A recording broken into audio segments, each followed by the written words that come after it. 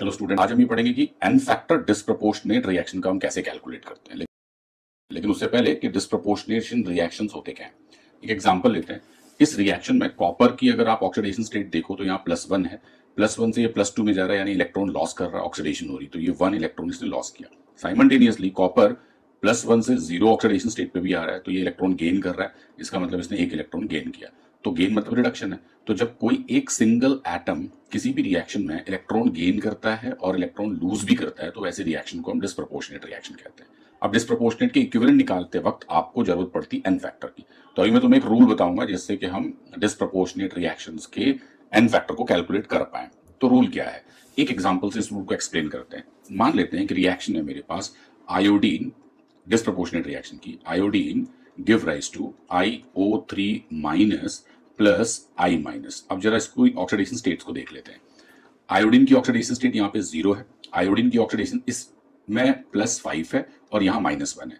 तो अगर ये 0 से +5 आता है तो ये 5 इलेक्ट्रॉन लूज कर रहा है, और वही आयोडीन 0 से जब -1 में आता है तो 1 इलेक्ट्रॉन गेन कर रहा है, तो डिस्प्रपोर्शनेट हो गया। अब एन फैक्टर कैसे निकालोगे, तो इसके लिए दो काम करना है। सबसे पहले आप उस रिएक्शन को लिखो जिसमें इलेक्ट्रॉन लॉस हो रहा है। तो देखो आयोडीन से IO3 कर लेते हैं, IO3 माइनस पहला स्टेप।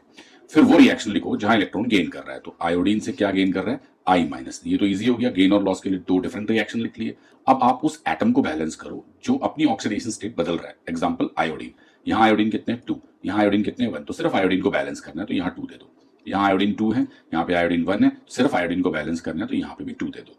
अब आप क्या करो, इलेक्ट्रॉन लॉस एंड गेन को लिख लो। देखो कैसे, 0 से अगर ये +5 गया तो 5 इलेक्ट्रॉन लॉस हुए एक आयोडीन के लिए, 2 आयोडीन के लिए 10 इलेक्ट्रॉन लॉस हुए, तो हमने यहाँ पे 10 इलेक्ट्रॉन लिख लिए।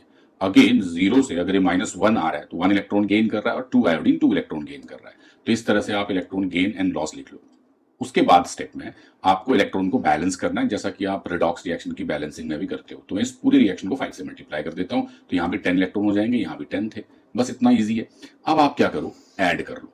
देखो ऊपर 1 आयोडीन है, नीचे 5 मल्टीप्लाई करते हैं, यहाँ 5 आ गया होगा, 5 आयोडीन है, तो टोटल आयोडीन कितने हो गए 6। तो 6 आयोडीन कितने इलेक्ट्रॉन का ट्रांसफर कर रहे हैं, 10 इलेक्ट्रॉन का। तो 1 आयोडीन कितने इलेक्ट्रॉन का ट्रांसफर करेगा, 10/6। तो इसका एन फैक्टर हो गया 10/6।